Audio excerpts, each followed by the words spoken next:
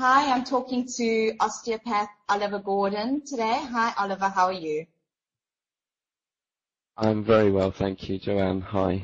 Nice to see you. Great. Good to see you too.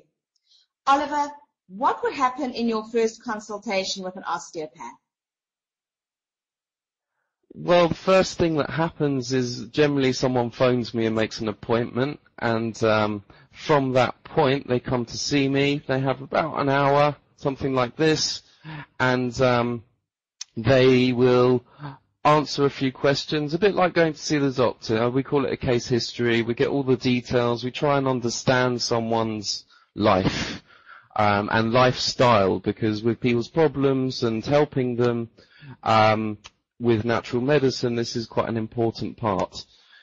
And once we've finished all of these questions, then, these are all the details about the problem, how it started, when they feel it the worst, and also a medical history of any surgery or broken bones or other systemic problems that people might have.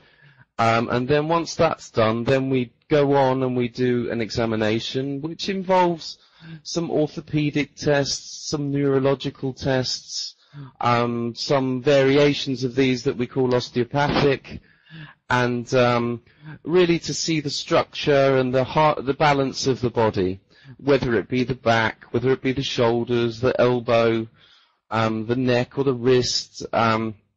We have special tests that we will use for all of these, and the idea is that we're going to try and find the tissues that are causing the symptoms for people.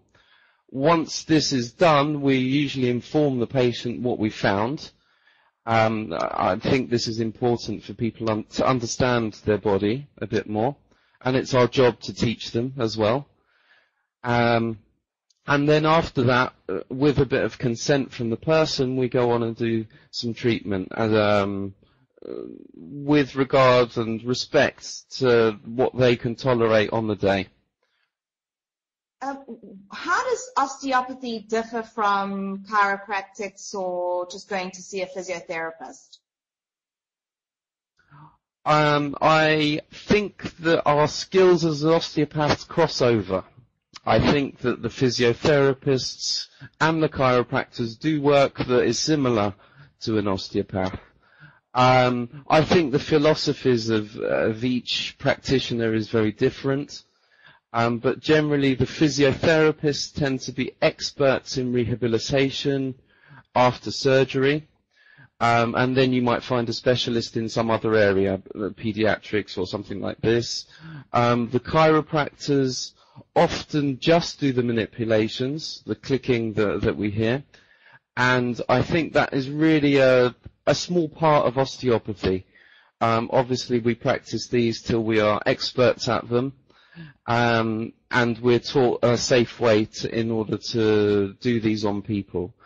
I also think the chiropractors do this too. As I said, our jobs cross over, and I think that if we talk about the people we see, they very much cross over. People with back pain, shoulder pain, neck pain, headaches, a whole range of problems that are not just spinal problems. Is osteopathy safe, and how successful has it been as a treatment? I think, as I said in my previous video, I think that osteopathy is very safe. I've never had a problem myself, and since 2000 I've been watching osteopathy and studying it, and the statistics that I've read and I keep myself up to date with say that you're probably more likely to be hit by lightning than to have a problem. I think the main problem people have is with the manipulations, but I think relative to the amount of people we help, it's worth it. If I want to see an osteopath, do I need to be referred by my doctor?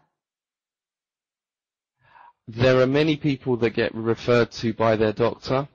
In the UK, definitely. Less so in Israel, but I think this is just because there are less osteopaths in Israel. So I invite osteopaths to come here, and we can increase our population here. There are many people that would enjoy our advice and benefit from it a lot. But yes, very much so with the insurance companies. They like you to be referred to by your GP or doctor.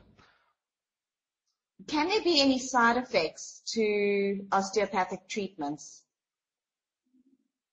I think sometimes if someone's very acute, there can be some soreness after the treatment. A bit like if you go for a massage or something, there can be, some of the muscles can be a bit sore afterwards, but it shouldn't last for anything more than 48 hours.